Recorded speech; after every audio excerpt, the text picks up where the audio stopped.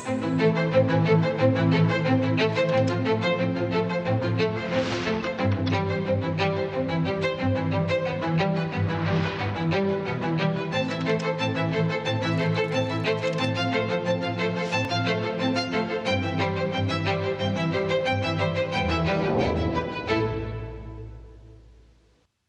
प्यारे देशवासियों, नमस्कार। साल 2026 का यह पहला मन की बात है। कल 26 जनवरी को हम सभी गणतंत्र दिवस का पर्व मनाएंगे। इसी दिन हमारा संविधान लागू हुआ था। 26 जनवरी का ये दिन हमें अपने संविधान निर्माताओं को नमन करने का अवसर देता है। आज 25 जनवरी का दिन भी बहुत अहम है। आज नेशनल वोटर्स डे है, मतदाता दिवस है। मतदाता ही लोकतंत्र की आत्मा होता है।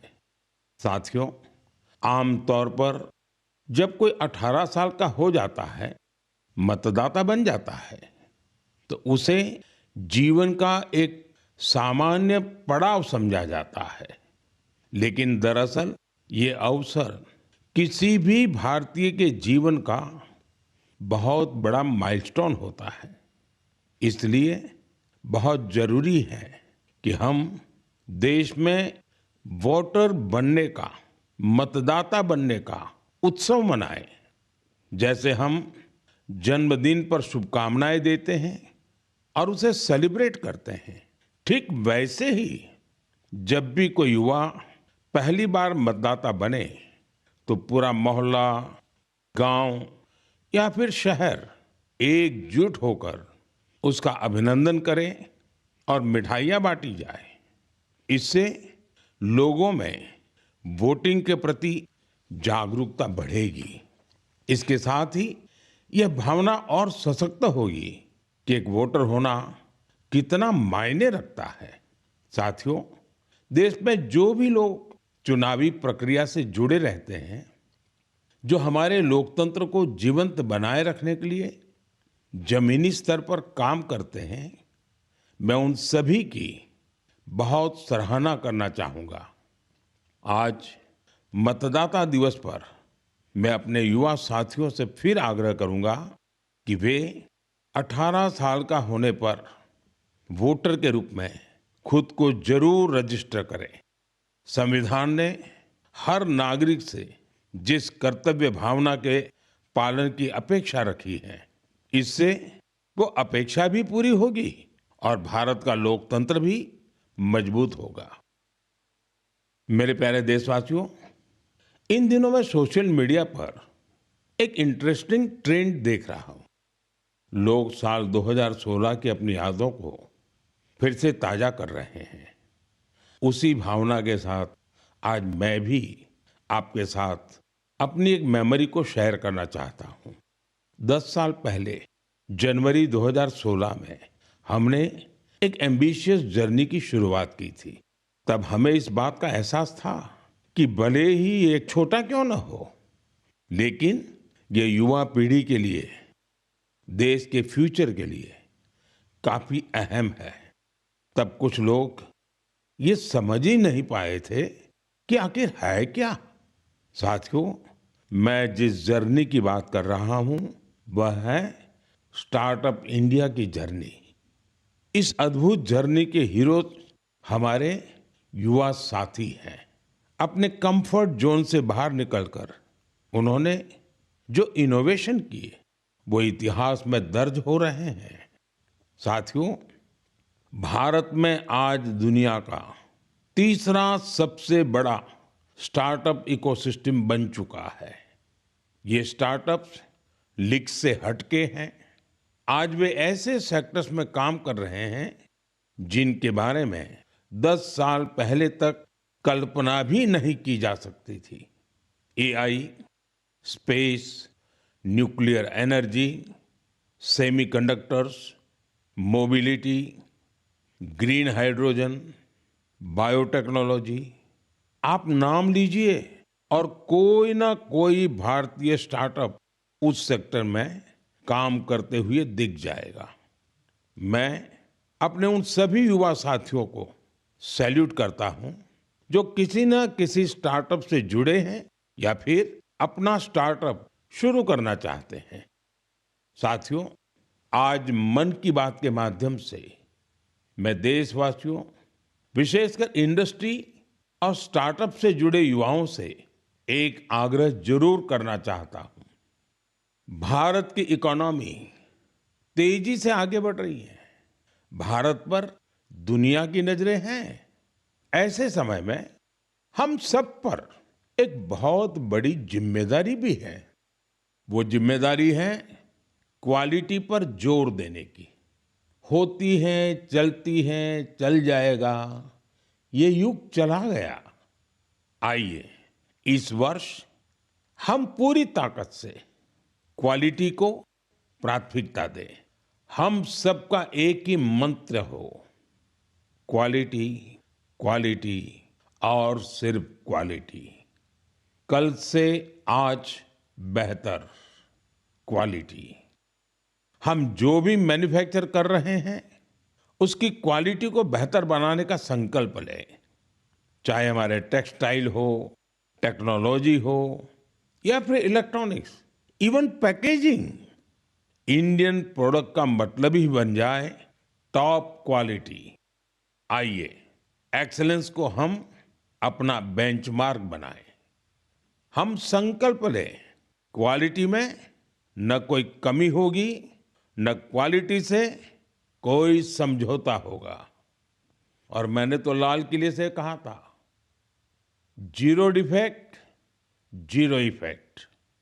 ऐसा करके ही हम विकसित भारत की यात्रा को तेजी से आगे ले जा पाएंगे। मेरे प्यारे देशवासियों, हमारे देश के लोग बहुत इनोवेटिव है। समस्याओं का समाधान ढूंढना हमारे देशवासियों के स्वभाव में है। कुछ लोग ये काम स्टार्टअप्स के जरिए करते हैं, तो कुछ लोग समाज की सामूहिक शक्ति से रास्ता निकालने का प्रयास करते हैं। ऐसा ही एक प्रयास उत्तर प्रदेश के आजमगढ़ में सामने आया है। यहां से होकर गुजरने वाली तमसा नदी को लोगों ने नया जीवन दिया है। तमसा केवल एक नदी नहीं, बल्कि हमारी सांस्कृतिक और आध्यात्मिक विरासत की सजीव धारा है। अयोध्या से निकलकर गंगा में समाहित होने वाली यह नदी कभी इस क्षेत्र के लोगों के जनजीवन की धुरी हुआ करती थी, लेकिन प्रदूषण की वजह से इसकी अविरल धारा में रुकावट आने लगी थी। गाद, कूड़ा कचरा और गंदगी ने इस नदी के प्रवाह को रोक दिया था। इसके बाद यहाँ के लोगों ने इसे एक नया जीवन देने का अभियान शुरू किया। नदी की सफाई की गई और उसके किनारों पर छायादार, फलदार पेड़ लगाए गए। स्थानीय लोग कर्तव्य भावना से इस काम में जुटे और सबके प्रयास से नदी का पुनरुद्धार हो गया। साथियों, जन भागीदारी का ऐसा ही प्रयास आंध्र प्रदेश के अनंतपुर में भी देखने को मिला है। यह वह क्षेत्र है जो सूखे की गंभीर समस्या से जूझता रहा है। यहाँ की मिट्टी लाल और बलुई है। यही वजह है कि लोगों को पानी की कमी का सामना करना पड़ता है। यहाँ के कई क्षेत्रों में लंबे समय तक बारिश नहीं होती है। कई बार तो लोग अनंतपुर की तुलना रेगिस्तान में सूखे की स्थिति से भी कर देते हैं। साथियों, इस समस्या के समाधान के लिए स्थानीय लोगों ने जलाशयों को साफ करने का संकल्प लिया। फिर प्रशासन के सहयोग से यहाँ अनंत नीरू संरक्षणम प्रोजेक्ट, इसकी शुरुआत हुई। इस प्रयास के तहत 10 से अधिक जलाशयों को जीवनदान मिला है। उन जलाशयों में अब पानी भरने लगा है। इसके साथ ही 7,000 से अधिक पेड़ भी लगाए गए हैं। यानी अनंतपुर में जल संरक्षण के साथ साथ ग्रीन कवर भी बढ़ा है। यहाँ बच्चे अब तैराकी का आनंद भी ले सकते हैं। एक प्रकार से कहें तो यहाँ का पूरा इकोसिस्टम फिर से निखर उठा है। साथियों, आजमगढ़ हो, अनंतपुर हो या फिर देश की कोई और जगह, ये देखकर खुशी होती है कि लोग एकजुट होकर कर्तव्य भाव से बड़े संकल्प सिद्ध कर रहे हैं। जन भागीदारी और सामूहिकता की यही भावना हमारे देश की सबसे बड़ी ताकत है। मेरे प्यारे देशवासियों, हमारे देश में भजन और कीर्तन सदियों से हमारी संस्कृति की आत्मा रहे हैं। हमने मंदिरों में भजन सुने हैं, कथा सुनते वक्त सुने हैं और हर दौर ने भक्ति को अपने समय के हिसाब से जिया है। आज की पीढ़ी भी कुछ नए कमाल कर रही है। आज के युवाओं ने भक्ति को अपने अनुभव और अपनी जीवन शैली में ढाल दिया है। इसी सोच से एक नया सांस्कृतिक चलन उभर कर सामने आया है। आपने सोशल मीडिया पर ऐसे वीडियो जरूर देखे होंगे। देश के अलग अलग शहरों में बड़ी संख्या में युवा इकट्ठा हो रहे हैं। मंच सजा होता है, रोशनी होती है, संगीत होता है, पूरा तामझाम होता है और माहौल किसी कॉन्सर्ट से जरा भी कम नहीं होता है। ऐसा ही लग रहा है कि जैसे कोई बहुत बड़ा कॉन्सर्ट हो रहा है। लेकिन वहां जो गाया जा रहा होता है वो पूरी तन्मयता के साथ, पूरी लगन के साथ, पूरे लय के साथ, भजन की गूंज। इस चलन को आज भजन क्लबिंग कहा जा रहा है और यह खास तौर पर जैन जी के बीच तेजी से लोकप्रिय हो रहा है। यह देखकर अच्छा लगता है कि इन आयोजनों में भजन की गरिमा और शुचिता का पूरा ध्यान रखा जाता है। भक्ति को हल्केपन में नहीं लिया जाता। न शब्दों की मर्यादा टूटती है और न ही भाव की। मंच आधुनिक हो सकता है, संगीत की प्रस्तुति अलग हो सकती है, लेकिन मूल भावना वही रहती है। आध्यात्म का एक निरंतर प्रवाह वहां अनुभव होता है। मेरे प्यारे देशवासियों, आज हमारी संस्कृति और त्योहार दुनिया भर में अपनी पहचान बना रहे हैं। दुनिया के हर कोने में भारत के त्योहार बड़े उत्साह और उल्लास के साथ मनाए जाते हैं। हर तरह की कल्चरल वाइब्रेंसी को बनाए रखने में हमारे भारतवंशी भाई बहनों का अहम योगदान है। वो जहां भी हैं वहां अपनी संस्कृति की मूल भावना को संरक्षित कर और उसे आगे बढ़ा रहे हैं। इसको लेकर मलेशिया में भी हमारा भारतीय समुदाय बहुत सराहनीय कार्य कर रहा है। आपको यह जानकर सुखद आश्चर्य होगा कि मलेशिया में 500 से ज्यादा तमिल स्कूल है। इनमें तमिल भाषा की पढ़ाई के साथ ही अन्य विषयों को भी तमिल में पढ़ाया जाता है। इसके अलावा यहाँ तेलुगु और पंजाबी सहित अन्य भारतीय भाषाओं पर भी बहुत फोकस रहता है। साथियों, भारत और मलेशिया के बीच ऐतिहासिक और सांस्कृतिक संबंधों को मजबूत करने में एक सोसाइटी की बड़ी भूमिका है। इसका नाम है मलेशिया इंडिया हेरिटेज सोसाइटी। अलग अलग कार्यक्रमों के साथ ही यह संस्था एक हेरिटेज वॉक का भी आयोजन करती है। इसमें दोनों देशों को आपस में जोड़ने वाले सांस्कृतिक स्थलों को कवर किया जाता है। पिछले महीने मलेशिया में लाल पाड़ साड़ी आइकॉनिक वॉक इसका आयोजन किया गया।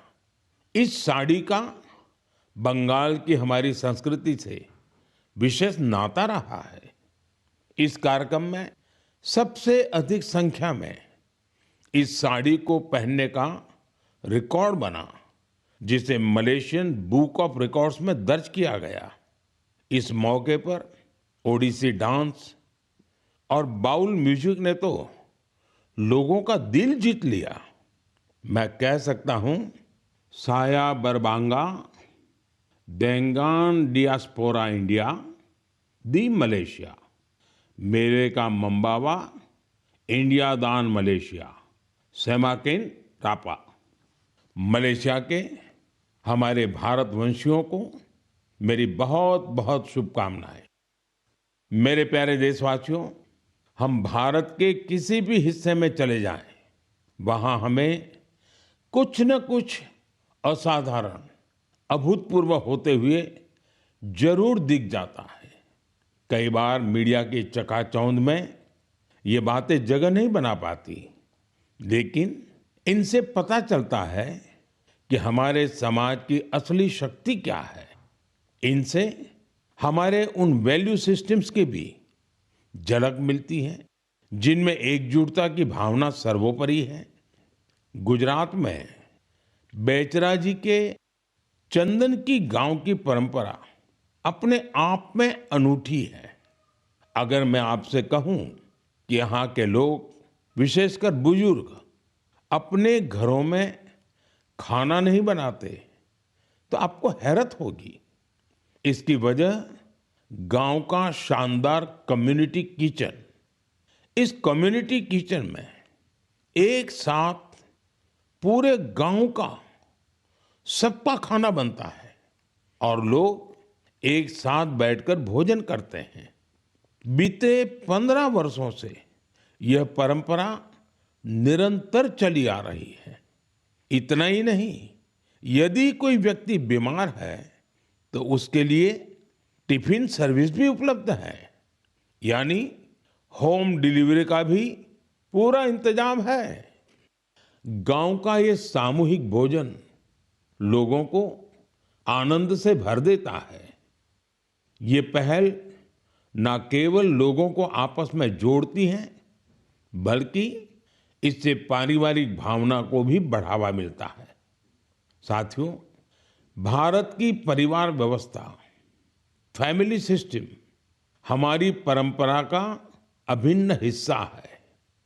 दुनिया के कई देशों में इसे बहुत कौतूहल के साथ देखा जाता है। कई देशों में ऐसे फैमिली सिस्टम को लेकर बहुत सम्मान का भाव है।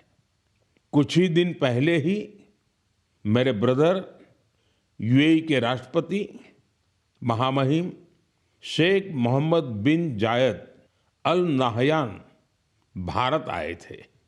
उन्होंने मुझे बताया कि यूएई साल 2026 को ईयर ऑफ फैमिली के रूप में मना रहा है। मकसद ये कि वहाँ के लोगों के बीच सौहार्द और सामुदायिक भावना और मजबूत हो। वाकई यह बहुत ही सराहनीय पहल है। साथियों, जब परिवार और समाज की ताकत मिलती है तो हम बड़ी से बड़ी चुनौतियों को परास्त कर सकते हैं। मुझे अनंतनाग के शेखगुंड गांव के बारे में जानकारी मिली है। यहाँ ड्रग्स, तंबाकू, सिगरेट और शराब से जुड़ी चुनौतियां काफी बढ़ गई थी। इन सब को देखकर यहाँ के मीर जाफर जी इतना परेशान हुए कि उन्होंने इस समस्या को दूर करने की ठान ली।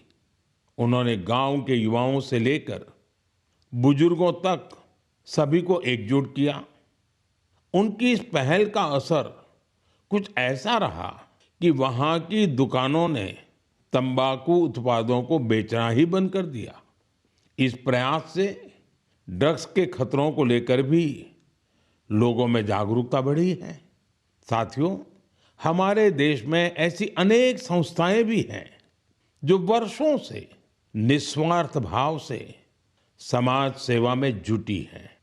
जैसे एक संस्था है पश्चिम बंगाल के पूर्व मेदिनीपुर के फरीदपुर में। इसका नाम है विवेकानंद लोक शिक्षा निकेतन।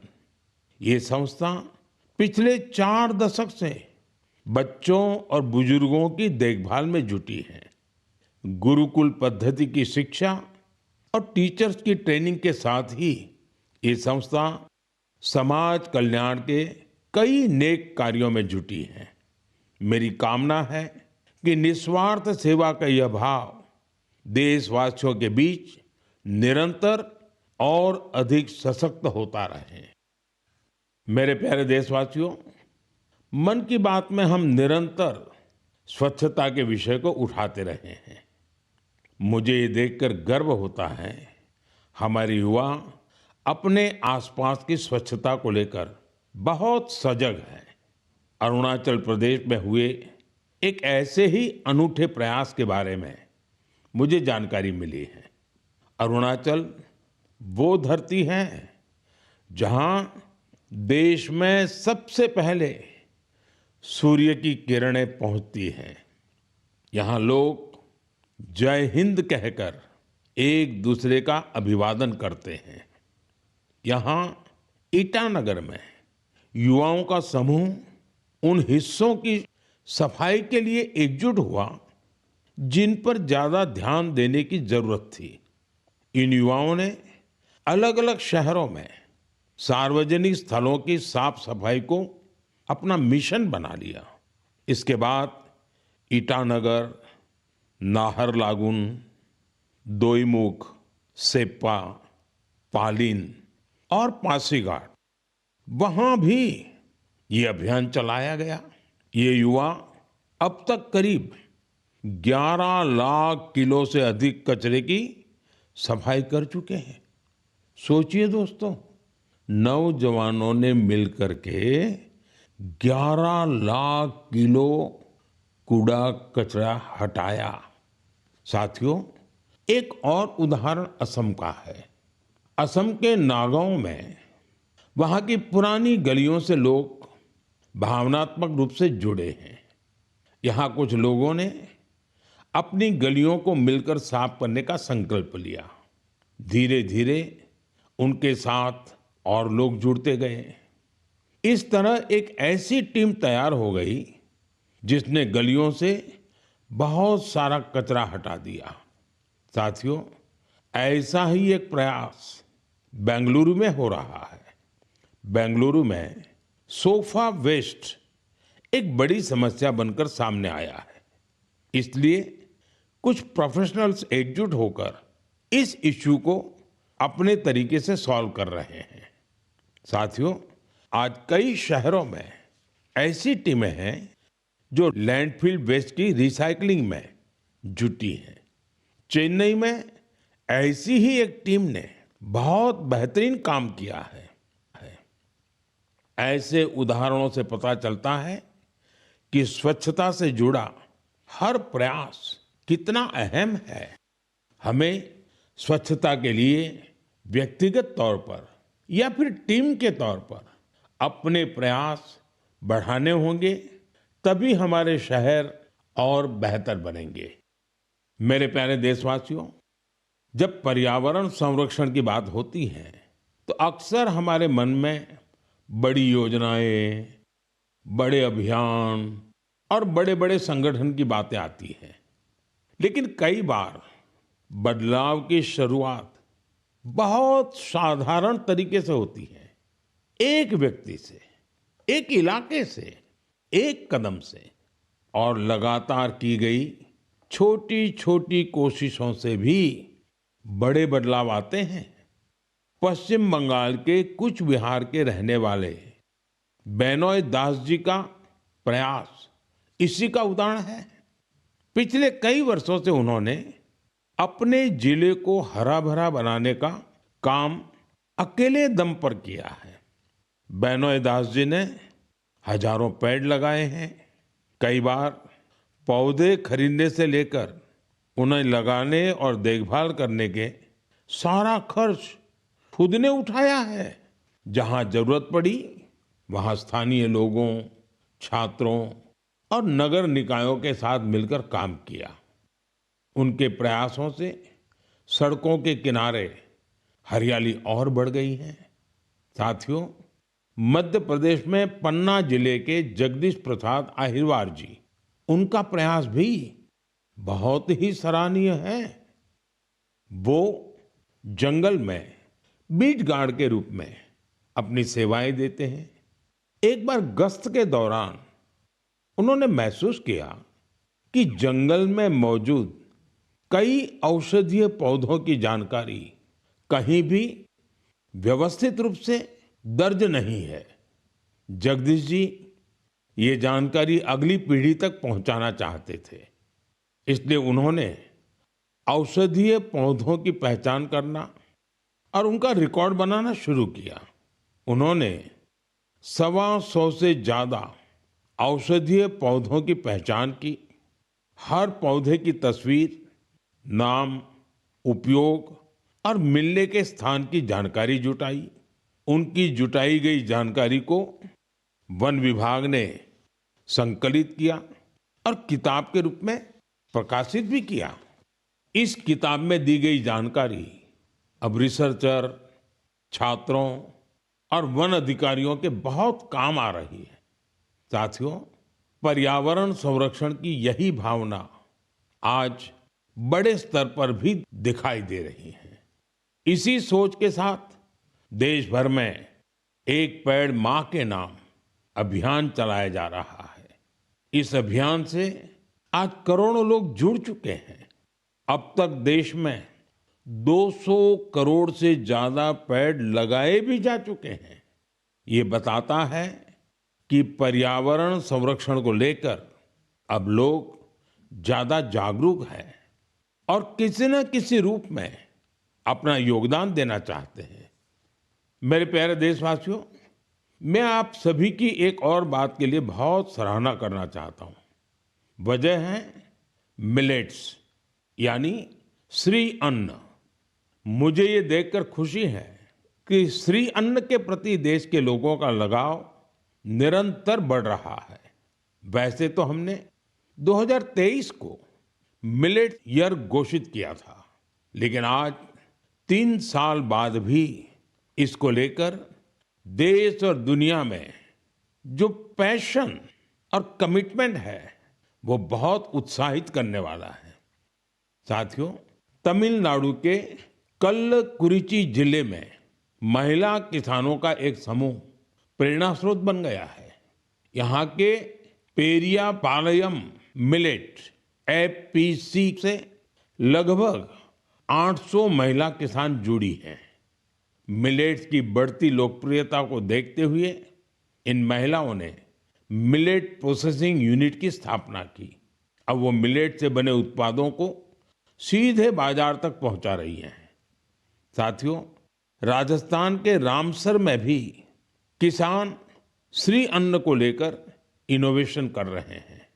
यहाँ के Ramsar organic farmer producer company से 900 से अधिक किसान जुड़े हैं। ये किसान मुख्य रूप से बाजरे की खेती करते हैं। यहाँ बाजरे को प्रोसेस करके रेडी टू ईट लड्डू तैयार किया जाता है। इसकी बाजार में बड़ी मांग है। इतना ही नहीं साथियों, मुझे तो ये जानकर खुशी होती है आजकल कई मंदिर ऐसे हैं जो अपने प्रसाद में सिर्फ मिलेट्स का उपयोग करते हैं। मैं उन मंदिर के सभी व्यवस्थापकों का हृदय से अभिनंदन करता हूं उनकी इस पहल के लिए। साथियों, मिलेट्स श्री अन्न से अन्नदाताओं की कमाई बढ़ने के साथ ही लोगों की हेल्थ में भी सुधार की गारंटी बनता जा रहा है। मिलेट्स पोषण से भरपूर होते हैं, सुपर फूड होते हैं। हमारे देश में सर्दियों का मौसम तो खान पान के लिए बहुत ही अच्छा माना जाता है।